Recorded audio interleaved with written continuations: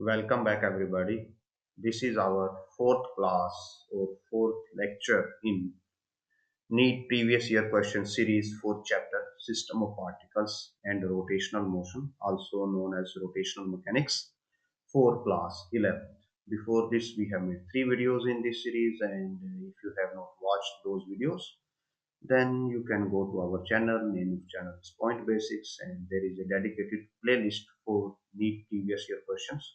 Name of playlist is also the same, NEET previous year questions for physics, and you can find there our previous videos and videos related to other chapters. Also, we have covered till now, we have covered 5 chapters in this series, and this is ongoing 6th chapter. We have also started similar series for JEE mains previous year questions, so you can go and watch also those. And if you found these videos useful, then do like them, share them as much as possible, and subscribe to our channel. It helps a lot. And also, if you want to support us financially, then you can scan these QR codes and donate whatever amount you want. With this amount, we will be able to get new books, new question papers, and also a better computer hardware, so our future videos can be of better quality.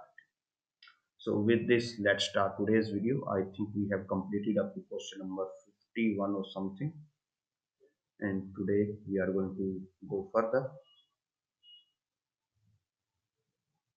Yes, this was the last question. Okay, we have completed up to question number 53, and today we are going to start question number 54. So yes, here is the 54. So a rope is wound around a hollow cylinder of mass 3 kg, radius 3 centimeter, 40 centimeters. So mass is 3 kg. Radius is 40 centimeter or 4 by 10 meter. What is the angular acceleration of the cylinder if rope is pulled with 30 meter? So applied force is 30. So आपके पास एक hollow cylinder है. Let me draw it. Suppose ये hollow cylinder है आपके पास, और इस पे एक रोप से फोर्स लगाया जा रहा है 30 न्यूटन का, जो कि मोस्टली डाउनवर्ड ही होगा. तो सपोज ये आपने डाउनवर्ड फोर्स लगाया 30 न्यूटन का, और यहाँ पे इस ऑब्जेक्ट का रोटेशनल एक्सिस होगा जिसपे वो रोटेट करेगा कंप्लीटली.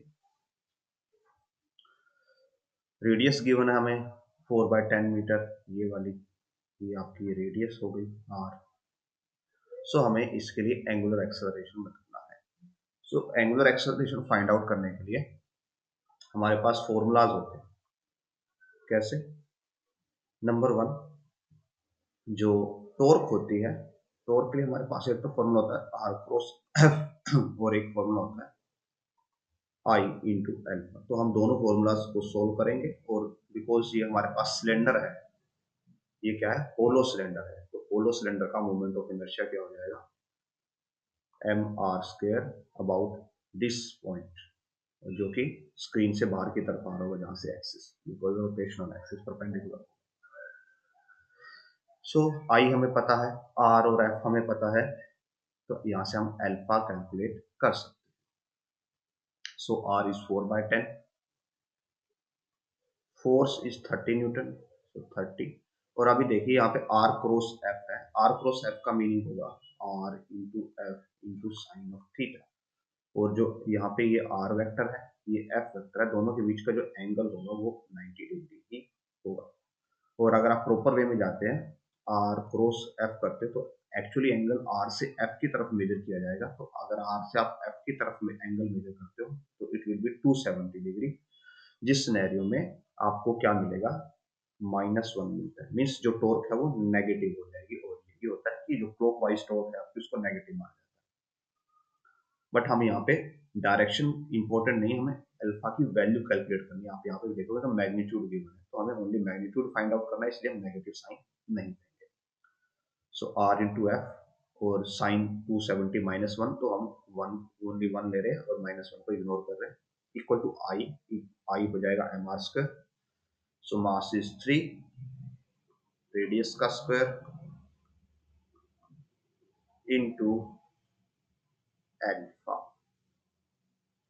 So with this 4/10 से हम 4/10 कैंसिल कर सकते हैं, यहाँ से 3 से 10 बचेगा कैंसिल करके, और 10 into 10 100/4, so 100/4 is equal to alpha, और ये देगा आपको 25। और अभी आप देखते हो अगर यहाँ पे तो आपके दो आंसर है, मीटर पर सेकंड स्क्वायर और रेडियन पर सेकंड स्क्वायर। सो यहां से जो आपके पास आएगा, बिकॉज जो आपका आर था वो मीटर में है, एफ किसमें है, मीटर पर, न्यूटन मीटर में है, न्यूटन में है, न्यूटन क्या होता है वो भी मीटर्स और सेकंड्स की टर्म्स में आता है, आई भी आपका मीटर्स के सेकंड की टर्म में आता है। तो यहाँ पे जो आपका आंसर बनेगा वो होगा आंसर ए, बिकॉज जो आपका ये 25 आएगा ये मीटर पर सेकंड स्क्वायर की टर्म्स में आएगा, तो 25 मीटर पर second square. Next question, a uniform circular disc of radius 50 centimeter at rest, so radius है 50 सेंटीमीटर यानी कि हाफ मीटर, रेस्ट पे है, free to turn about axis perpendicular to its plane and passes through its centre, means अपने जो normal axis होता है rotation का जो सेंटर से पास होता है उसके अराउंड ये रोटेट कर सकती है। It is subjected to a torque which produces constant angular acceleration of this value, so alpha की वैल्यू गिवन है 2 radian per second square, its net acceleration in meter per second square at the end of 2 seconds, so time given है हमें 2 second, 2 seconds पे जो इसका net acceleration होगा कितनी metre पर सेकंड स्क्वायर में हमें बताना है। तो जब भी कोई ऑब्जेक्ट सर्कल में रोटेट करता है तो हमारे पास दो टाइप के एक्सेलरेशन होते हैं, नंबर 1 होता है सेंट्रीपिटल एक्सेलरेशन और नंबर 2 होता है टेंजेंशियल एक्सेलरेशन।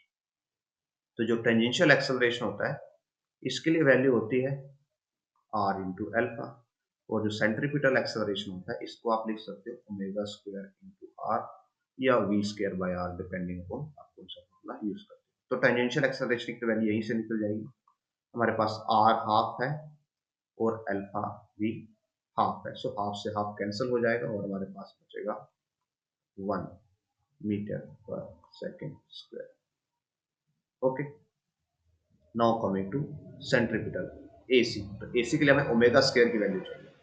अब ये बोला गया कि स्टार्टिंग में रेस्ट पे, तो यानी कि omega initial is equal to 0, और ओमेगा फाइनल कैसे निकाला जा सकता है, is equal to omega initial plus alpha T, so omega initial 0 है, अल्फा 2 है, टाइम कितना है 2 सेकेंड है, ओमेगा फाइनल आ जाता है 4 रेडियन पर सेकेंड। तो यहाँ से जो AC है 4 का स्क्वायर हो जाएगा 16 और R आ जाएगा हमारे पास जो कि है हाफ, तो ये हो जाएगा 8 मीटर पर सेकेंड स्क्वायर। सो हमारे पास दोनों वैल्यू आ चुकी है। नाउ जो नॉर्मल एक्सेलरेशन होगा, नेट एक्सेलरेशन होगा, ए नेट, वो क्या होगा, वेक्टर सम होगा किस किस का, ए टेंजेंशियल प्लस ए सेंट्रीपिटल, तो मैग्नीट्यूड निकालते हैं अगर हम तो हो जाएगा 80 का स्क्वायर प्लस AC का स्क्वायर यानी कि 1 का स्क्वायर प्लस 8 का स्क्वायर, 1 का स्क्वायर 1, 8 का स्क्वायर 64, 65 आएगा रूट में, तो approximately 8 metre per second square हमें आंसर मिलेगा, जो कि ऑप्शन डी के इक्वल होगा। नेक्स्ट क्वेश्चन की तरफ आगे बढ़ते हैं।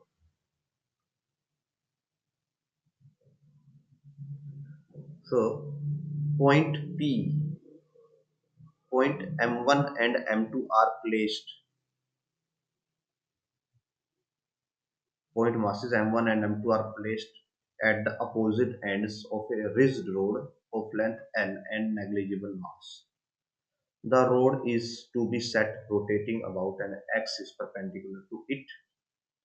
The position of point P on this rod through which the axis should pass, so that work required to set the rod rotating with angular velocity omega node is minimum.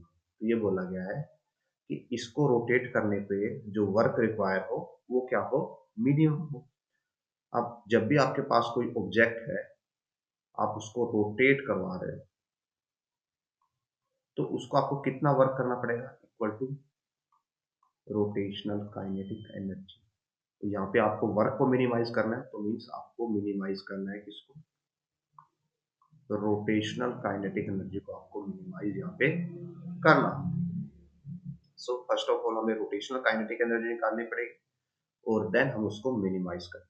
तो rotational kinetic energy का formula होता है half I omega square. यहाँ पे दो masses हैं और जो रोड है उसका मास नेग्लिजिबल है, तो रोड का मास हम कंसीडर नहीं करेंगे।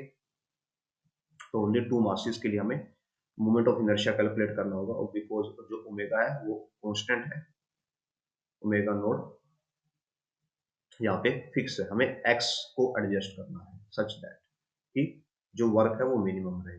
सो टोटल आई हो जाएगा इस फॉर्मूला का यूज करते हुए, आई नेट पहले वाले मास का हो जाएगा m1 एक्स स्क्वायर और दूसरे वाले मास का हो जाएगा m2 l minus x square. और जो आपके पास टोटल काइनेटिक एनर्जी आ जाएगी और ये रोटेशनल है, दैट इज हाफ I1 यानी कि m1 x square into omega naught square plus half I2, ये I2 होगा सेकेंड मास का मोमेंट ऑफ इनर्शिया, तो m2 l minus x square into omega naught square. तो यहां से हाफ और ओमेगा नॉट स्क्वायर कॉमन लिया जा सकता है, so omega naught square by 2 m1 x square plus m2 l minus x square. ये आ जाता है काइनेटिक एनर्जी के लिए फॉर्मूला, और हमें इसको मिनिमाइज करना है बिकॉज हमें वर्क को मिनिमाइज करना है, तो वर्क मिनिमाइजेशन मीन्स हमें काइनेटिक एनर्जी को मिनिमाइज करना है। सो हम मिनिमाइज करने के लिए हमारे पास जो प्रोसेस होती है उसमें हम क्या करते हैं, डेरिवेटिव लेते हैं। किसके रिस्पेक्ट में मिनिमाइज करना है, हमें एक्स के रिस्पेक्ट में मिनिमाइज करना है, तो हम काइनेटिक एनर्जी का डेरिवेटिव ले लेंगे, first derivative with respect to x. तो यहाँ पे क्या हो जाएगा, omega naught square as it is आ जाएगा, इसका डेरिवेटिव आएगा 2m1x और यहाँ से डेरिवेटिव आएगा 2m2 l माइनस एक्स, और l माइनस एक्स का डेरिवेटिव आएगा 0 माइनस, यहाँ से आप 2 भी कॉमन ले सकते हो। और बाद में जब पॉइंट निकालना होता है तो इस जो फर्स्ट डेरिवेटिव है इसकी वैल्यू को 0 के इक्वल पुट किया जाता है, तो जो 0 के इक्वल पुट करेंगे तो ये टर्म चली जाएगी, जो 2 है वो भी कॉमन होके फाइन फिनिश हो जाएगा, हमारे पास ओनली बचेगा m1x, ये माइनस आगे आएगा, minus m2 l minus X is equal to 0। तो यहाँ से आएगा m1x minus m2l plus m2x is equal to 0, m1 plus m2x is equal to m2l, और यहाँ से x की वैल्यू आ जाती है m2l divide by m1 plus m2। सो अगर आप देखते हैं तो हमारा ऑप्शन डी से मैच कर रहा है आंसर। और अभी आपको अगर ये क्लियर नहीं है कि ये कैसे गारंटी है कि इस पे ये नेगेटिव हो, मिनिमाइज हो जाएगा फंक्शन, पूरी वैल्यू मिनिमम रहेगी, तो आप क्या कर सकते हो, आप सेकंड डेरिवेटिव ले सकते हो,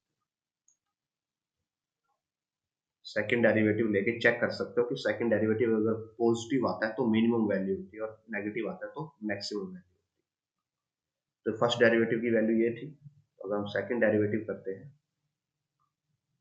तो ये तो एज इट इज रहेगा, 2m1 आएगा, x का डेरिवेटिव हो जाएगा 1, तो 2m1, यहाँ पे माइनस साइन था ऑलरेडी तो ये माइनस साइन इधर लेके आए, 2m2 एज इट इज, और अभी ओनली l माइनस एक्स है तो इसका डेरिवेटिव हो जाएगा 0 माइनस 1। जब आप इसको फाइंड सम अप करते हो, यहाँ से 2 कॉमन आ जाएगा और -1 इसको पॉजिटिव कर देगा, m1 प्लस n। तो अगर आप देखते हो तो ये आपको एक पॉजिटिव वैल्यू देगा, बिकॉज मासेस भी पॉजिटिव होते हैं ऑलवेज, और ओमेगा की वैल्यू भी पॉजिटिव है, तो ये आपको क्या देगा, पॉजिटिव वैल्यू ही देगा। मींस ये जो पॉइंट है इस पे क्या हमें मिलेगा, मिनिमा मिलेगा। हेंस यही हमारा पॉइंट आंसर होगा। नेक्स्ट क्वेश्चन की तरफ बढ़ते हैं। An automobile moves on a road with the speed of 54 km per hour. The radius of its wheel is 0.45 meter and the moment of inertia of wheel about the axis of rotation 3 kg meter square. So I की value given है 3 kg meter square, radius given है 0.5 metre and speed given है 54 kilometre per hour. इसको 5/18 से multiply करके ये आ जाएगा 15 metre पर सेकंड में कन्वर्ट हो जाएगा। Vehicle, if the vehicle is to brought in rest in 15 second, 15 second में उसको रेस्ट पे लेके आना। Magnitude of average torque transmitted by the brakes to the wheel. तो हमें टॉर्क की वैल्यू निकालनी है कि टॉर्क क्या है। तो टॉर्क की हम वैल्यू कैसे निकाल सकते हैं, आई इंटू एल्फा करके हम वैल्यू निकाल सकते हैं। और अगर हमें आई इंटू एल्फा करना है तो हमारे पास आई की वैल्यू तो अवेलेबल है, हमें किसकी वैल्यू निकालनी होगी, हमें एल्फा की वैल्यू निकालनी होगी। और एल्फा के लिए हमारे पास रिलेशन होते हैं, दैट एल्फा, एक तो हम इस रिलेशन से निकाल सकते हैं that omega final is equal to omega initial plus alpha T, यहाँ से एल्फा निकाल सकते हैं। और उसके लिए हमें ओमेगा कैलकुलेट करना होगा दोनों, और या फिर हम यूज कर सकते हैं ये relation that a is equal to r alpha. So हम अभी ऊपर वाली प्रोसेस का यूज करते हैं यूजिंग दिस मेथड। तो बिकॉज स्टार्टिंग में जो आपकी गाड़ी है उसकी वेलोसिटी 15 मीटर पर सेकंड है, तो हमें पता है कि that v is equal to होता है आर ओमेगा। तो यहाँ से ओमेगा आ जाएगा v बाय आर, और v की वैल्यू 15 और r की वैल्यू 0.45। इसको लिखा जा सकता है 15/45 इंटू 100, और ये जाएगा 3 पे, सो इट विल बिकम 100/3 रेडियन पर सेकेंड। और ये आगे हमारी ओमेगा इनिशियल। फाइनली कार आपकी गाड़ी रुक जाएगी तो ओमेगा फाइनल हो जाएगा 0।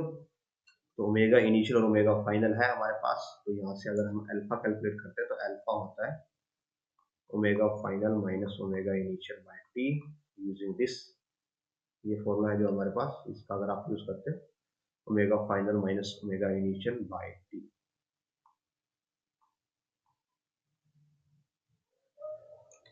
सो it will be minus 100/3 because omega final 0 है, डिवाइड बाय टाइम, टाइम है हमारे पास 15। सो ये हमें देगा, वी कैन कट इसको 20 पे, इसको 3 पे, सो -20/9 रेडियन पर सेकेंड स्क्वायर। ये अल्फा आ जाता है। अब अल्फा टॉर्क निकालने के लिए हम क्या कर सकते हैं, आई अल्फा कर सकते हैं। I is 3 -20/9, so it comes out to -20/3 or 6.67 जो भी यूनिट्स होते हैं यूनिट्स की, KG metre per second square. So option A is the right answer. और आप बोलोगे सर नेगेटिव क्यों आ रहा है, क्योंकि ये ब्रेकिंग टॉर्क है, तो ये नेगेटिव ही आएगा आंसर में। और आपको मोस्टली नीट के जो क्वेश्चन होते हैं उनमें आपको मैग्नीट्यूड ही पूछा जाता है, विद साइन नहीं पूछा जाता। So next question, a solid cylinder of mass 50 kg and radius 0.5 meter is free to rotate about horizontal axis. Massless string is wound around the cylinder with its one end attached to it and other hanging free. Tension in the string required to produce an angular acceleration of 2 revolution per second square. So solid cylinder है, solid cylinder means जो moment of inertia हो गया वो that is half M are square, ये कि disc के बराबर, radius 0.5 metre यानी कि 1/2 metre and mass is 50 kg। उसके बाद एंगुलर एक्सेलरेशन की वैल्यू गिवन है अल्फा की 2 रिवोल्यूशन पर सेकंड स्क्वायर, मतलब एक रेवोल्यूशन में कितना होता है एंगल 2 पाई का, तो 2 into 2 pi radian by second square, और ये हो जाता है 4 पाई रेडियन सेकंड स्क्वायर। ये वैल्यू है अल्फा, तो हमें टेंशन पर कैलकुलेट करना। So let us draw the diagram.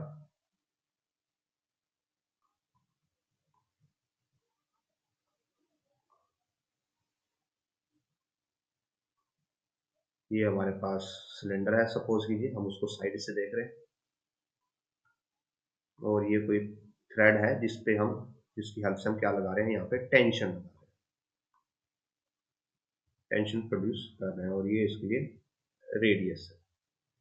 सो हमें पता है कि यहाँ पे क्या एक्ट करेगा, एक टोर्क एक्ट करेगा। टोर्क क्या हो जाएगा, R into R cross T, और टोर्क का फॉर्मूला अनदर फॉर्मूला होता है आई ऑफ अल्फा, और यहाँ पे आर और टी में जो एंगल है वो 90 डिग्री का है, तो ये हो जाएगा जस्ट आर टी, और ये हो जाएगा आई इंटू अल्फा।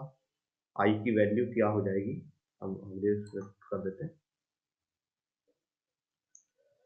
जो आर है हमारे पास हाफ है, टी एज इट इज रहेगा, आई हो जाएगा half M are square, M is 50, R is again half into alpha, और अल्फा की वैल्यू है 4 into pi, so 4 into 3.14।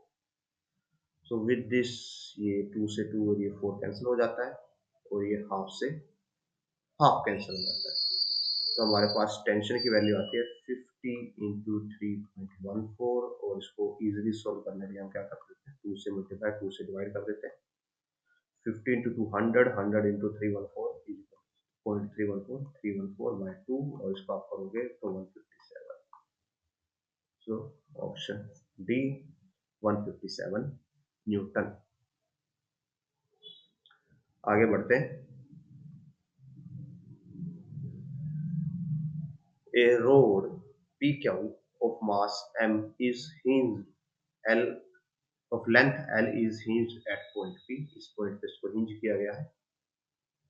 The rod is kept horizontally by the massless string tied to point Q as shown in the figure. When string is cut, the initial angular acceleration of the rod, हमें ये initial angular acceleration बतानी है। So first of all यहाँ पे forces discuss कर लेते हैं कि कौन से फोर्सेस लग रहे होंगे रोड पे। तो सपोज कीजिए ये रोड है, और इसको ऊपर एक स्ट्रिंग से बांधा गया है यहां से ऐसे। सो और ये हिंज पॉइंट है यहाँ पे P। तो जो आपका हिंज पॉइंट है वो यहाँ पे दो फोर्सेस प्रोड्यूस करेगा। नंबर वन, एक रिएक्शन, नॉर्मल रिएक्शन, और normal reaction in both directions. कैसे, जो एक्चुअली यहाँ पे क्या है, जो ये तो स्ट्रिंग है, स्ट्रिंग के अंदर क्या प्रोड्यूस होगा, ओनली टेंशन प्रोड्यूस होगी, और जो आपकी ये रोड है इसका मास एक्ट करेगा mg डाउनवर्ड। तो इस mg को बैलेंस करने का काम टेंशन का है, और साथ में जो ये हिंज है ये किसी पॉइंट पे यहाँ पे इसको वो किया गया होगा, या तो इसको सोल्डर किया गया होगा या इसको जॉइंट बनाया गया होगा। तो ये जो जॉइंट है यहाँ पे दो फोर्सेस प्रोड्यूस करेगा, एक नॉर्मल रिएक्शन ऐसे होगी अपवर्ड, और एक नॉर्मल रिएक्शन ऐसे होगी। तो यहाँ पे दो टाइप की नॉर्मल रिएक्शंस प्रोड्यूस होगी, आप इनको N1 N2 दे सकते हैं। सो दैट्स वाई अगर आप कभी भी कैलकुलेशन कर रहे हो टॉर्क की इस टाइप के क्वेश्चंस में, तो आप अब ऑलवेज अराउंड P पॉइंट कीजिए, जिससे क्या होगा, ये दोनों फोर्सेस सेम पॉइंट पे लग रहे हैं, तो ये उस पर टॉर्क प्रोड्यूस नहीं करेंगे, तो आपको इनके बारे में वरी करने की जरूरत नहीं पड़ेगी कभी भी। एल्स अगर आप कोई अदर पॉइंट चूज करते हो टोर कैलकुलेशन के लिए, यहाँ पे सपोज इसको बोल देते हैं पॉइंट पी बोला, इसको पॉइंट क्यू बोला, इसको पॉइंट ए बोला। सो अगर आप ए पॉइंट या ए पॉइंट के लिए कैलकुलेशन करोगे तब आपको N1 को कंसीडर करना पड़ेगा। ठीक है, जब आप अगर क्यू पॉइंट के हिसाब से कैलकुलेशन करते हैं तब भी आपको N1 को कंसीडर करना पड़ेगा। N2 को कंसीडर क्यों नहीं करना पड़ेगा? क्योंकि ये इन दोनों से ही पास होता है, पॉइंट से लीनियरली पास होता है। तो इट इज इंपॉर्टेंट कि आप ये ध्यान में रखें कि यहाँ पे ये कंसीडर होगा। मोस्टली यहाँ पे N2 जीरो रहेगा, बिकॉज जब रोड बैलेंस है तो इसको काउंटर बैलेंस करने के लिए कोई फोर्स नहीं है, तो मीन्स यहाँ पे N2 जीरो है। और अगर आप यहाँ पे रोड थोड़ा ऊपर जाती है थोड़ा नीचे जाती है तब N2 की वैल्यू जनरेट होगी, डिपेंडिंग अपॉन, बिकॉज फिर जो टेंशन है उसके हमारे पास जो mg है इसके भी कंपोनेंट्स आ जाएंगे और वो कंपोनेंट्स N2 के साथ बैलेंस होंगे। सो फॉर नाउ अभी हम P पॉइंट के हिसाब से कैलकुलेशन करेंगे, तो आपको ना तो N1 लेना पड़ेगा ना ही N2 लेना पड़ेगा कैलकुलेशन के लिए। सो अगर हम P पॉइंट के अराउंड कैलकुलेशन कर रहे हैं तो P पॉइंट के अराउंड जो टॉर्क होगी, टॉर्क अराउंड पॉइंट P, कब? When string is cut. तो ये जो स्ट्रिंग है, अब ये स्ट्रिंग यहाँ पे नहीं है, नो लॉन्गर, इसको काट दिया गया है। सो ना तो अब स्ट्रिंग है ना ही टेंशन है, तो जो टॉर्क हो जाएगी, टॉर्क हो जाएगी mg इनटू पॉइंट P से डिस्टेंस किसका, mg का, जो कि कितना हो जाएगा L/2। और L/2 क्यों होगा? बिकॉज टोटल लेंथ L है और मास हाफ पे एक्ट करेगा। सो ये टॉर्क आ जाएगी mg L/2। नाउ सिमिलरली जो टॉर्क होगा उसके लिए एक अनदर फॉर्मूला होगा P पॉइंट के लिए, जो कि होगा I इंटू एल्फा। और I क्या होगा? Along along point P। अगर आपके पास कोई रोड है उसके एंड पॉइंट के लिए मोमेंट ऑफ इनर्शिया हो जाता है ml²3। अगर इस पॉइंट के लिए देख रहे हैं आप तो ml²/12 होगा, और अगर यहाँ पे एक्सिस ले रहे हो तो ये हो जाएगा ml²/3। ml²/3 इंटू एल्फा, इन दोनों को इक्वेट कर दीजिए और हमारा आंसर आ जाएगा। सो mgn/2 is equal to ml²/3 of alpha. m से m कैंसिल होता है और ये हमने दो टाइप का ले लिया, सिंगल ये है, तो ये इससे l कैंसिल हो जाएगा, तो it comes out to be 3g/2l। Alpha is 3g/2l, तो option A is the right answer. Next question की तरफ बढ़ते हैं। 60, the instantaneous angular position of a point on a rotating wheel is given by equation। Theta की value given है हमें। the torque on the wheel becomes zero at। तो हमें ये बताना है कि टॉर्क जीरो कब हो जाती है। अब देखिए, टॉर्क जीरो होने के लिए तो हमारे पास जो टॉर्क का फॉर्मूला है दैट इज, एक तो है आई अल्फा, एक है हमारे पास टॉर्क का फॉर्मूला आर क्रॉस एफ। तो इन फॉर्मूलाज के हिसाब से टॉर्क कब जीरो हो सकती है, इसके हिसाब से तो या तो फोर्स जीरो हो जाए या आर जीरो हो जाए। और इस फॉर्मूला के हिसाब से कब जीरो हो सकती है टॉर्क, या तो आई जीरो हो जाए। अगर आई जीरो हो गया मीन्स ऑब्जेक्ट रोटेट ही नहीं कर रहा, रोटेटिंग ऑब्जेक्ट ही नहीं ले रहे, तो ये तो पॉसिबल नहीं है। या फिर अल्फा जीरो हो जाए, आपका एंगुलर एक्सेलरेशन जीरो हो गया तो टॉर्क भी जीरो हो जाएगी। और अल्फा जीरो कब होता है?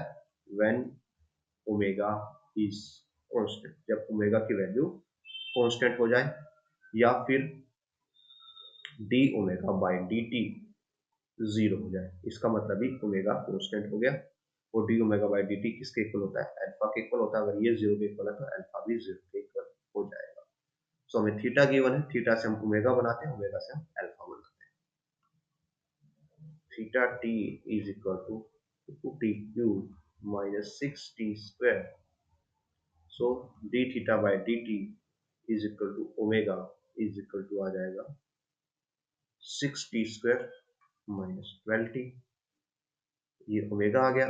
नाउ अल्फा हो जाएगा D omega by D T, यानी कि इसका derivative that will be 12t minus 12। जब हम इसको जीरो के इक्वल पुट करते हैं तो 12t = 12 आ जाएगा और यहाँ से t आ जाएगा 1 second. Option D is the right answer. Next question की तरफ बढ़ते हैं। सो a uniform road L and mass rotate about point A. The road is released from the rest in the horizontal position given the moment of inertia of the road is about A point is ml square by 3. The initial angular acceleration of the road, हमें road का initial angular acceleration बताना है। तो इस type का question हमने just अभी किया है यहाँ पे, दिस वन। ये क्वेश्चन भी सिमिलर ही होगा। तो इस क्वेश्चन में जो ये रोड है इसका मास डाउनवर्ड एक्ट करेगा mg, और यहाँ पे कोई अदर फोर्सेस एक्टिंग नहीं है। यहाँ पे इस पॉइंट पे, हिंज पॉइंट पे फोर्सेस एक्टिव होंगे। एक फोर्स नॉर्मल रिएक्शन ऊपर की तरफ होगा और एक यहाँ पे ऐसे होगा। तो अगर हम पॉइंट ए के अराउंड ही टॉर्क कैलकुलेट करें तो ये दोनों फोर्सेस पार्टिसिपेट नहीं करेंगे, n1 n2। So what we do, torque about point A हो जाएगा as usual r cross f। यहाँ पे r की वैल्यू हो जाएगी, बिकॉज हम जो ओनली फोर्स है यहाँ पे ओनली mg है जिस जो टॉर्क प्रोड्यूस करेगा, और mg के लिए जो डिस्टेंस है it will be l/2। This distance is equal to l/2। So ये हो जाएगा mg इंटू l/2। और टॉर्क के लिए अनदर फॉर्मूला होता है सेम पॉइंट के लिए I इंटू एल्फा, और ये I किस पॉइंट के अराउंड होना चाहिए, पॉइंट ए के अराउंड होना चाहिए। So I around point A given है ml square by 3 into alpha is equal to mgl/2। m से m कैंसिल हो जाएगा और यहाँ से ये l से ये स्क्वायर कैंसिल हो जाएगा और अल्फा आ जाएगा 3g/2 है। नेक्स्ट क्वेश्चन की तरफ। A wheel having moment of inertia 2 kilogram per metre square. So I की वैल्यू गिवन है 2 kilogram per metre square about its vertical axis rotating about 60 rpm। So omega given है 60 rpm rotation पर minute, यानी कि 60/60 rotation पर second, यानी कि 1 rotation पर सेकेंड, यानी कि 1 इंटू 2 पाई रेडियन पर सेकेंड और 2 पाई रेडियन पर सेकेंड। ये ओमेगा की वैल्यू गिवन है। टॉर्क, आगे क्वेश्चन पूछा गया, the torque which can stop the wheels rotation in 1 minute. 1 minute में ऐसी टॉर्क बताओ जो 1 मिनट में इसकी रोटेशन को रोक दे। अगर रोटेशन रुक जाती है तो ओमेगा फाइनल हो जाएगा 0 और टाइम गिवन है 60 सेकेंड यानी कि 1 minute. So we know that omega final is equal to omega initial plus alpha T, और यहाँ से हम निकाल सकते हैं that omega final minus omega initial is equal to alpha T. So final की वैल्यू 0 है, इनिशियल की वैल्यू 2 पाई है। So 0 minus 2 pi is equal to alpha time is 60। तो अल्फा की वैल्यू आ जाती है माइनस 2 पाई बाय 60 और माइनस पाई बाय 30 रेडियन पर सेकेंड स्क्वायर। सो ये हमारे पास अल्फा आ गया। अब हमें निकालना है यहाँ पे टॉर्क। टॉर्क के लिए फॉर्मूला होता है I alpha. Torque is I into alpha, और आई है यहाँ पे मेंशन 2, अल्फा है माइनस पाई बाय 30। तो टॉर्क आ जाती है minus pi by 15 newton metre, और मैग्नीट्यूड की बात करें तो only pi by 15 newton metre. Option C is the right answer. Next question. A wheel of bullock cart is rolling on level road as shown in the figure. If linear speed is v in the direction shown, which one of the following option is correct? P and Q are the highest and lowest point of the grid respectively. First option है point P moves faster than point Q. Both move with equal speed. Point P has zero speed. Point P moves slower than point Q. So let us draw the diagram.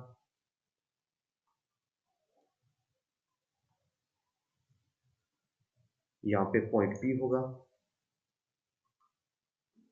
और यहाँ पे point Q होगा. तो यहाँ पे जो ये linear velocity दी गई है, ये अगर आप यहाँ पे एरो देखें तो ये गिवन गई है सेंटर ऑफ मास के. मींस जो सेंटर ऑफ मास है उसकी वेलोसिटी v है, तो ये सेम वेलोसिटी यहाँ पे भी होगी.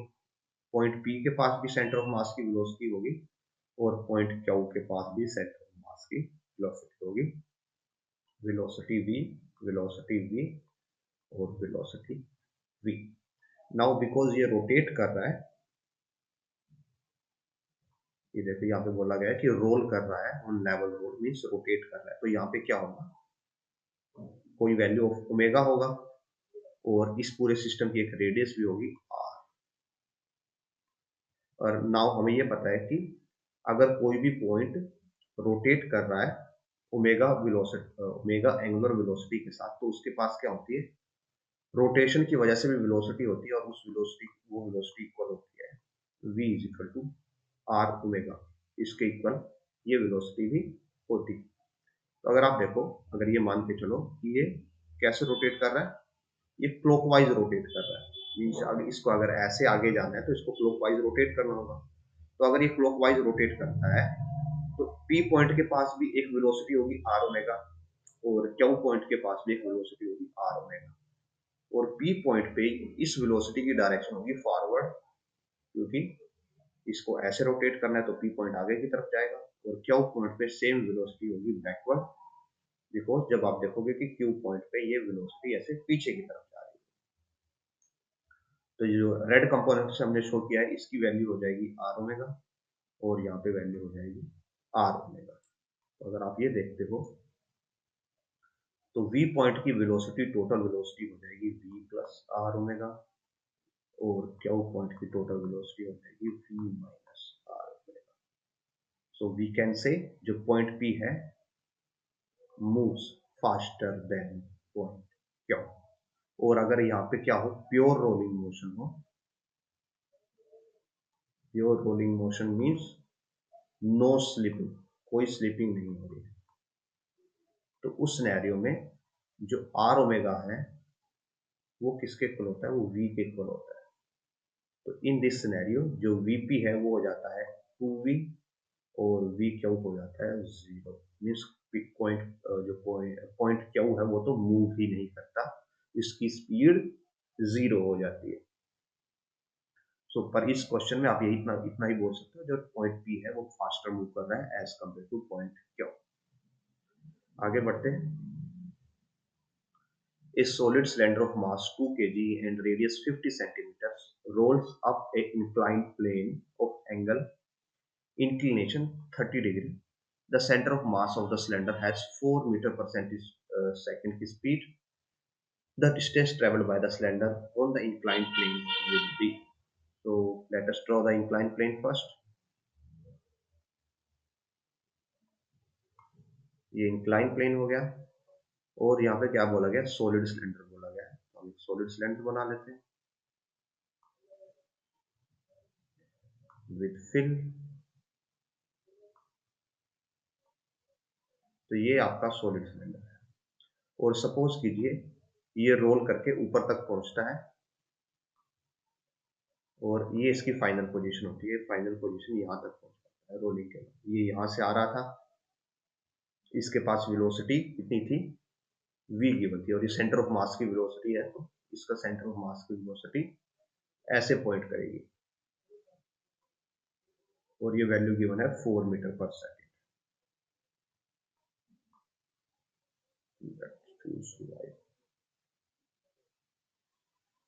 वैल्यू गिवन है 4 metre per second. So suppose कीजिए ये h हाइट तक पहुंच पाता है, तो ये जो हाइट है, ये हाइट है h। बिकॉज जो आपका सिलेंडर है उसमें दो टाइप का मोशन होगा। पहला होगा ट्रांसलेशनल और दूसरा होगा रोटेशनल। मीन्स वो गोल गोल भी घूम रहा है और वो आगे भी जा रहा है, तो उसके पास ट्रांसलेशनल मीन्स लीनियर मोशन भी है और रोटेशनल मोशन भी है, उसके पास दोनों है।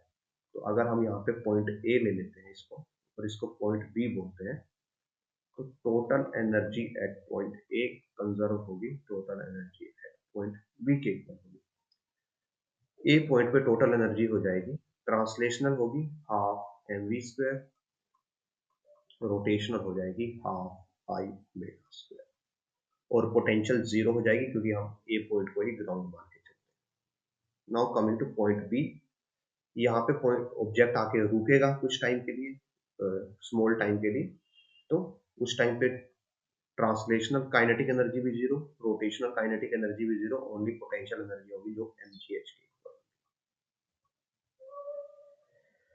सो नाउ पुटिंग द वैल्यूज, ये half I v square as it is रहेगा, बिकॉज ये क्या है सॉलिड सिलेंडर है, तो मोमेंट ऑफ इनर्शिया हो जाएगा हाफ एम आर स्क्वायर, और ओमेगा है और यहाँ पे नॉर्मल रोलिंग मोशन होगा विदाउट स्लिपिंग, तो ओमेगा इज इक्वल टू क्या होगा, v is equal to are omega होता है, तो ओमेगा हो जाएगा v बाय आर, और ये हो जाएगा v square by are square is equal to M G H, R square से आर स्क्वायर कैंसिल होगा, यहाँ से आएगा हाफ एम वी स्क्वायर, यहाँ से आएगा 1/4 एम वी स्क्वायर, और यहाँ से आएगा एम जी एच, एम से एम कैंसिल हो जाएगा। सो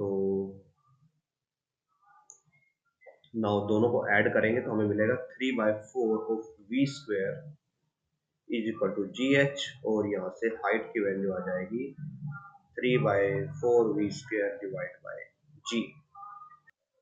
सो जस्ट अभी वैल्यूज पुट करते हैं, 3/4, v की वैल्यू 4 गिवन है, सो 4 4 स्क्वायर 16 बाय g की वैल्यू 10 होगी, so it will be 4 4 into 3 12 by 10 यानी कि 1.2 metre.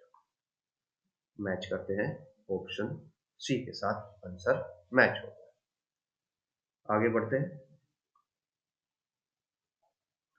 A solid sphere is rotating, solid sphere है, freely about its symmetry axis in free space, the radius of the sphere is increased keeping the mass से, mass को same रखा गया है, radius increase कर दी गई, तो ये बताना है कि कौन सी क्वांटिटी यहाँ पे कंजर्व रहेगी।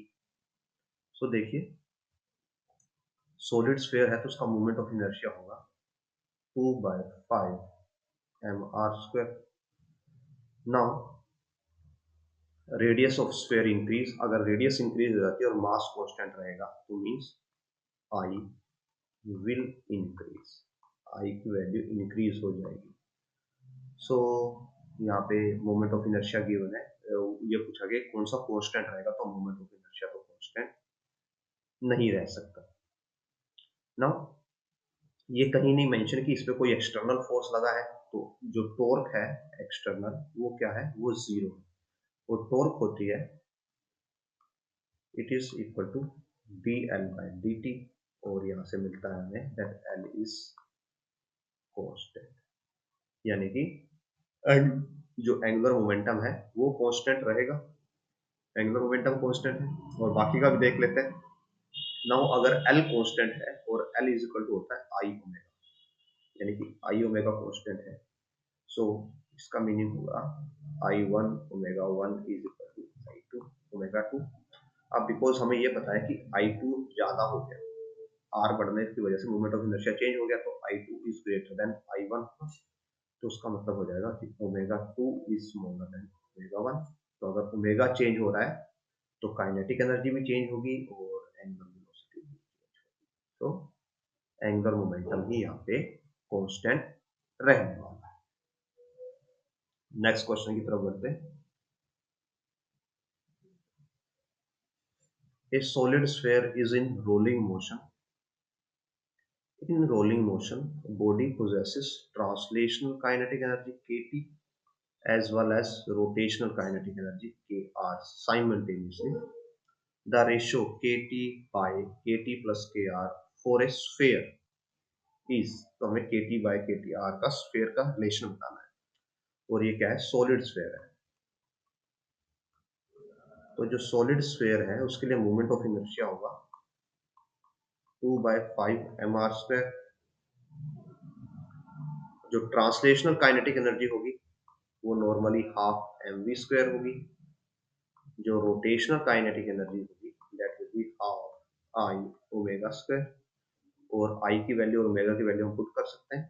हाफ आई इज 2/5 mr², और जो ओमेगा है यहाँ पे हम रोलिंग मोशन ले रहे हैं, कोई स्लीपिंग नहीं मान रहे, तो means v is equal to are omega, और omega is v by r. So v square by are square, r square से आर स्क्वायर कैंसल, 2 से 2 cancel, it comes out to be 1/5 mv²।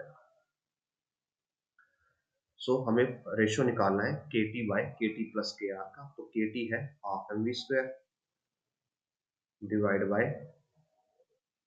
Half mv² plus 1/5 mv²। mv² common आके cancel out हो जाएगा, तो ऊपर आपके पास half बचता है, और नीचे आप जब इनको ऐड करोगे तो एलसीएम आ जाएगा 10, और ये हो जाएगा 5 + 2। फर्दर सोल्व करते हैं तो इट विल बी 1/2, 10 ऊपर जाएगा और 7 नीचे रहेगा। सो ये कट के आपको कैंसिल करके 5/7 देगा, यानी कि 5:7। Option B is the right answer. Next question, two disks of same moment of inertia rotating about their regular axis passing through the center and perpendicular to the plane of the disk with angular velocities omega 1 and omega 2. They are brought into contact faces to face coinciding their axis of rotation. The expression of loss of energy during the process means आपके पास दो disc हैं, ये पहली disc है, suppose ये दोनों दूसरी disc है।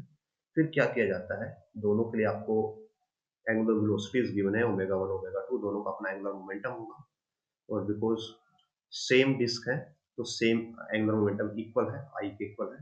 अब दोनों को आप एक दूसरे के आसपास लेके आते हो, और दोनों को एक दूसरे के साथ टच करवा के फेस टू फेस रख देते हो। तो इसमें क्या होगा, दोनों के अंदर थोड़ा फ्रिक्शन आएगा, और फ्रिक्शन के बाद दोनों सेटल हो जाएंगे एक फाइनल ओमेगा वैल्यू पे, और उस प्रोसेस में एनर्जी का लॉस होगा। तो हमें ये बताना है कि एनर्जी का लॉस कितना होगा। सो बिकॉज यहाँ पे कोई एक्सटर्नल फोर्सेस इन्वॉल्व नहीं है, और आप बोलेंगे कि सर फ्रिक्शन तो आया तो एक्सटर्नल फोर्स कैसे इन्वॉल्व नहीं हुआ। तो जो यहाँ पे वो फ्रिक्शन आया, वो फ्रिक्शन कैसा है, इंस्टेंटेनियस, मीन्स वो बाहर से जनरेटेड नहीं हुआ, वो इन दोनों के अंदर, इनके दोनों के बीच में ही आया था, और जैसे इनके पास कॉमन वेलोसिटी आ जाएगी वो फ्रिक्शन चला भी जाएगा। अगर वो फ्रिक्शन परमानेंट रहता फिर हम उसको एक्सटर्नल फोर्स मानते। जो इंस्टेंटेनियस फोर्स होते हैं जो कुछ टाइम के लिए लगते हैं उनको एक्सटर्नल फोर्स नहीं मानते। दैट्स व्हाई यहाँ पे कोई एक्सटर्नल फोर्स एक्ट नहीं कर रहा है। अगर एक्सटर्नल फोर्स एक्ट नहीं कर रहा है यानी कि टॉर्क जीरो है, तो इसका मतलब क्या है कि angular momentum is constant, L constant रहेगा। सो अगर L कांस्टेंट है तो मतलब कि L initial is equal to L final. Initial angular momentum कितना होगा, एंगुलर मोमेंटम होता है I इंटू ओमेगा। दोनों के लिए I तो सेम है, तो पहले के लिए हो जाएगा I ओमेगा 1, दूसरे के लिए हो जाएगा I omega 2 equal to L F. अब जो दोनों एक साथ रोटेट कर रही है तो टोटल एंगुलर मोमेंटम हो जाएगा 2I, और कॉमन ओमेगा हो गया ओमेगा, इसको आप ओमेगा फाइनल बोल सकते हो। तो यहाँ से ओमेगा फाइनल आ जाएगा omega 1 प्लस omega 2/2। आई से आई कैंसिल करके हम ये फॉर्मूला वैल्यू फाइंड आउट कर सकते हैं। नाउ कमिंग टू कि लॉस ऑफ एनर्जी कितना होगा। सो जो लॉस ऑफ एनर्जी होगा वो क्या होगा, kinetic energy initial minus kinetic energy final. So initial kinetic energy जो है वो हमारी इक्वल होगी half I one square plus half I omega two square. और जो फाइनल काइनेटिक एनर्जी होगी it will be half two I, because final movement of inertia two I है, और फाइनल ओमेगा ये है हमारे पास omega one plus omega two whole square. So now coming to loss of kinetic energy.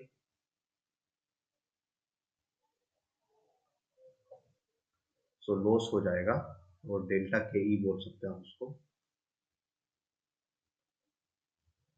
वो equal to हो जाएगा। So initial minus final, और ये फाइनल में ये हाफ कैंसिल हो जाएगा। I omega one square by two plus I omega two square by two minus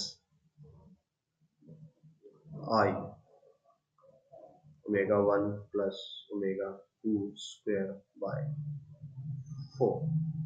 यहाँ से हम क्या कर सकते हैं, जो आई बाय टू है वो कॉमन ले सकते हैं। पहली टर्म से बचता है ओमेगा वन स्क्वायर, दूसरी से बचता है ओमेगा टू स्क्वायर, और यहाँ से बचता है minus omega one square plus omega two square plus two omega one omega two divide by, because I by two common ले लिया था तो यहाँ से हमने टू ही बचेगा। अब ये टू हम मल्टीप्लाई करके एलसीएम में ले आ सकते हैं, तो बाहर कॉमन आ जाएगा, तो it will be I by four two omega one square plus two omega two square minus omega one square minus omega two square minus two omega one omega two. It will be I by four omega one square, two omega one square से minus one omega square omega one square plus omega two square minus two omega one omega to.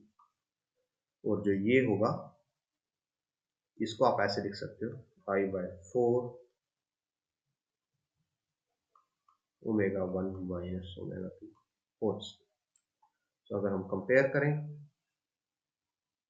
I by four omega one minus omega two whole square, so option B is the right answer. आगे बढ़ते हैं next question की तरफ। The rotating bodies A and B of masses m and 2m with moment of inertia IA and IB have equal kinetic energy of rotation. So kinetic energy of rotation equal है, means KEA is equal to KEB। तो हमें ये बताना है तो उनके जो LA है और LB है उनका रिलेशन क्या होगा। तो जैसे नॉर्मल काइनेटिक एनर्जी होती है उसका रिलेशन होता है P square by two M, ऐसे ही रोटेशनल जो काइनेटिक एनर्जी होती है उसका रिलेशन होता है L square by two M. तो यहां से हम लिख सकते हैं that L square A by two M A is equal to L square B by two M B, और टू से टू कैंसिल हो जाएगा, और सॉरी वेट, और यहाँ पे एम नहीं होता, यहाँ पे आई होता है, मोमेंट ऑफ इनर्शिया होता है, तो यहाँ पे भी आई आएगा। इसमें और रब कर देते हैं, तो यहाँ पे टू आई ए और यहाँ पे टू आई बी आएगा। सो टू से टू कैंसिल हो गया, और यहाँ से हम लिख सकते हैं that L A by L B whole square is equal to I A by I B, और ये गिवन है that I A and I B और I B is greater than I one. ये गिवन है that I B is greater than I A, तो मतलब क्या होगा I B bye I A greater than one होगा, and I A by I B is less than one. Means अगर हम यहां से देखते हैं, so L A by L B का स्क्वायर क्या होगा, लेस देन 1 होगा। और अगर लेस देन 1 कोई क्वांटिटी है, आप उसका अंडर रूट करो तो वो भी लेस देन 1 ही होता है। तो L A by L B भी लेस देन 1 होगा, means L B is greater than L A. So जो ऑप्शन सी है यहाँ पे, this will be the right answer. आगे बढ़ते हैं। A disk and a sphere of same radius but different masses roll off two inclined planes of same altitude and length. Which one of the two objects get the bottom of the plane first? तो ये बताना है कि कौन bottom of the plane पहले आएगा, plane के bottom में सबसे पहले आएगा। तो हमें ये पता है कि अगर आपके पास एक इंक्लाइंड प्लेन हो तो उस इंक्लाइंड प्लेन पे कोई ऑब्जेक्ट क्या करे, रोलिंग मोशन करे, तो उसका एक्सेलरेशन गिवन होता है g sin theta by 1 plus I by M R square. तो ये हमारे पास रोलिंग डाउन किसी प्लेन पे जिसका इंक्लिनेशन एंगल थीटा है। यहाँ पे एक ऐसा प्लेन होगा जिसका एंगल ऑफ इंक्लिनेशन थीटा है, और अगर यहाँ पे रोलिंग मोशन होता है, कोई स्लिपिंग नहीं होती, तो डाउनवर्ड, सॉरी ये जी नहीं, ये लिखा जाएगा, डाउनवर्ड एक्सेलरेशन की वैल्यू ये होती है। तो सपोज कीजिए अब स्टार्टिंग में ऑब्जेक्ट यहाँ पे है, तो स्टार्टिंग में तो वो रेस्ट पे होगा, तो उसके लिए इनिशियल वेलोसिटी क्या हो जाएगी, 0। और दोनों, बिकॉज दोनों जो ऑब्जेक्ट हैं वो सेम टाइप के इंक्लाइन पे मूव कर रहे हैं, तो मीन्स दोनों डिस्टेंस भी सेम मूव करेंगे, यानी कि एक्स ले लेते हैं हम कि जो डाउन आते हुए वो एक्स डिस्टेंस मूव करेंगे। तो एस होता है हमारे पास U T plus half A T square.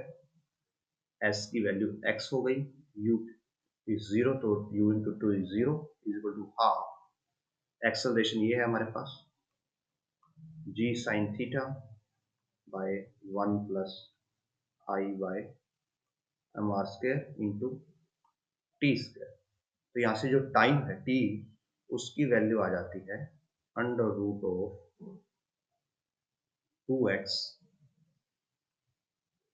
Into 1 plus I by M R square divide g sine theta. तो आप देख सकते हो यानी कि जो टाइम पीरियड है वो किसके प्रोपोर्शनल आ रहा है, आई बाय एम आर स्क्वायर के प्रोपोर्शनल आ रहा है। सो अब हमारे पास जो ऑब्जेक्ट हैं दो, पहला है एक डिस्क है और एक स्फेयर है। और ये जो स्फेयर है ये मेंशन नहीं है ये सॉलिड है या फुल है, तो हम पहले सॉलिड का केस लेंगे।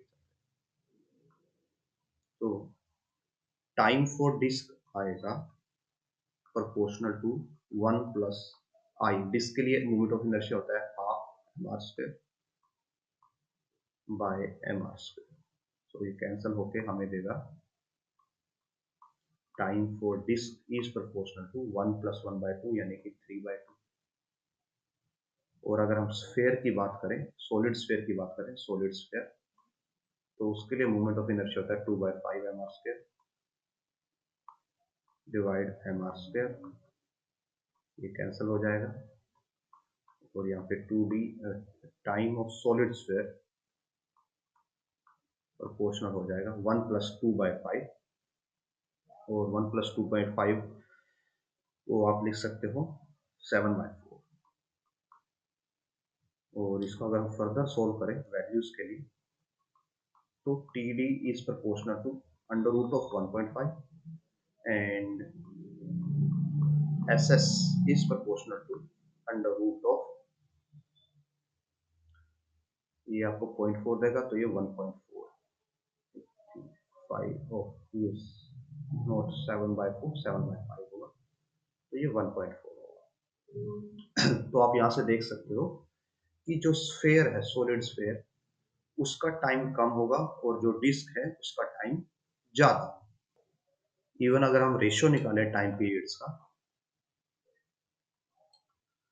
अगर हम रेशियो निकालते हैं डिस्क बाय सॉलिड स्फेयर, तो ये हमें देगा बिकॉज प्रोपोर्शनलिटी फिनिश हो जाएगी, इट विल बी 1.5/14 और 15/14। सो डिस्क का टाइम ज़्यादा होगा और सॉलिड स्फीयर का कम होगा, तो यानी कि solid sphere will come first, पहले सॉलिड स्फीयर नीचे आएगा क्योंकि उसका टाइम कम है। Disc will take more time. और अगर हम ऊपर जाते हैं तो ये पूछा गया है पहले कौन आएगा, सबसे पहले कौन आएगा, तो सबसे पहले आएगा स्फीयर। और यहाँ पे हम सॉलिड स्फीयर के हिसाब से बात कर रहे हैं। अगर हम होलो स्फीयर लेते तो होलो स्फीयर का मोमेंट ऑफ इनर्शिया होता है 2/3 mr²। तो उस केस में ये जो यहाँ पे वैल्यू आती वो यहाँ पे हो जाती 1 + 2/3, और 1 + 2/3 होता है 0.6। तो उस केस में होलो स्फीयर के केस में ये हो जाता है प्रोपोर्शनल टू 1.67। तो उस केस में डिस्क पहले आती। तो डिपेंडिंग अपॉन किसके हिसाब से आप कैलकुलेशन कर रहे हो, बिकॉज यहाँ पे सॉलिड स्फीयर बोला गया है तो स्फीयर बोला गया है, हाँ सॉलिड स्फीयर बोला गया, तो हम कंप्लीट स्फीयर के लिए ले रहे हैं। नेक्स्ट क्वेश्चन की तरफ बढ़ते हैं। The ratio of acceleration of A solid sphere, mass m, radius r, rolling down an inclined plane, angle theta without slipping, and slipping down the inclined plane without rolling। तो यहाँ पे दो cases given है।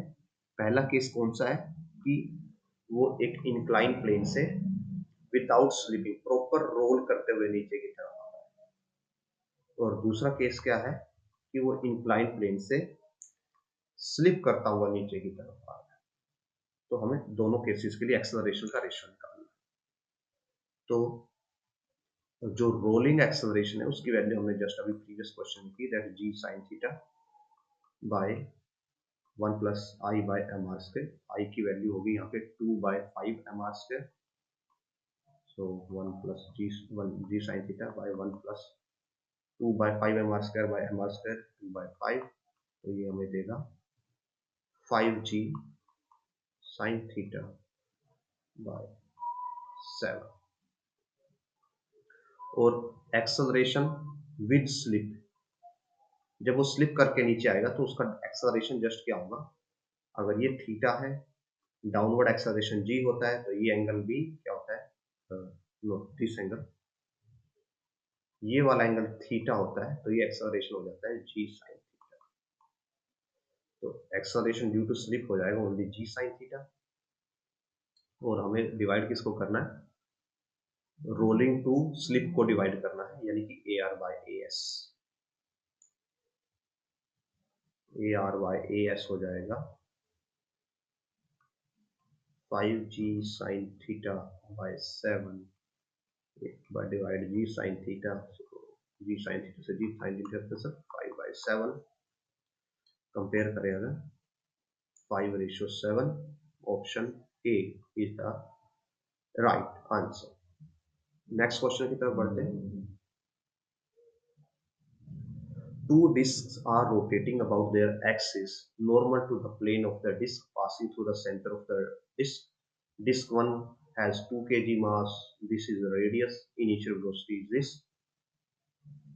Disc 2 के लिए हमें ये मास है और ये रेडियस है और एंगुलर वेलोसिटी ये है। Two disc are brought into contact face to face with axis of their rotation coincident, final angular velocity हमें पता है। तो इस टाइप का क्वेश्चन हमने जस्ट थोड़ी देर पहले किया था। इसमें क्या होगा, बिकॉज कोई एक्सटर्नल फोर्स नहीं लग रहा, तो मीन्स एंगुलर मोमेंटम और एल इज कांस्टेंट, और एल कांस्टेंट है means I1 ω1 plus I2 ω2 is equal to I1 plus I2 into final omega.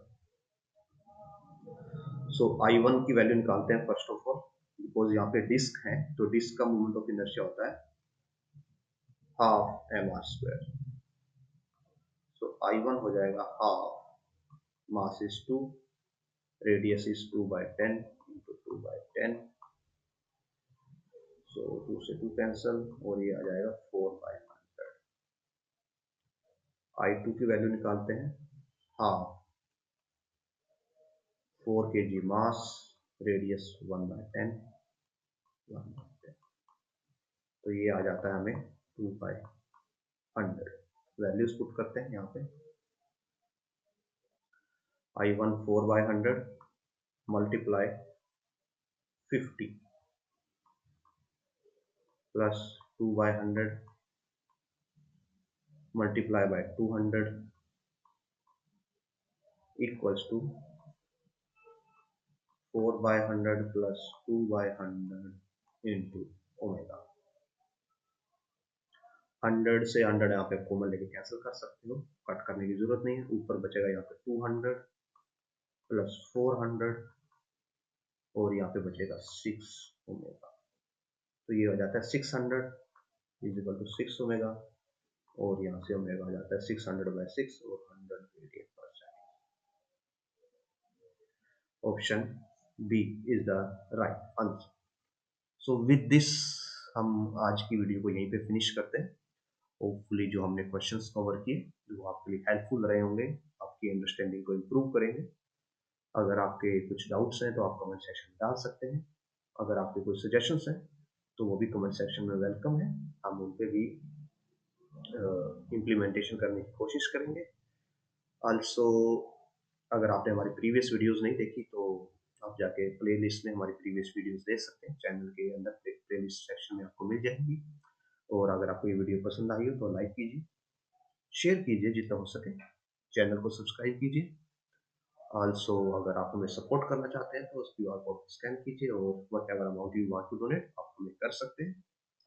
So with this इस वीडियो को हम यहीं पे एंड करते हैं। होपफुली जो हमारा प्रयास है वो सफल रहेगा एक आपको बेटर अंडरस्टैंडिंग डेवलप करने के लिए। Till then keep on sharing, keep on subscribing and keep on donating, and thanks for watching. We will meet in next video.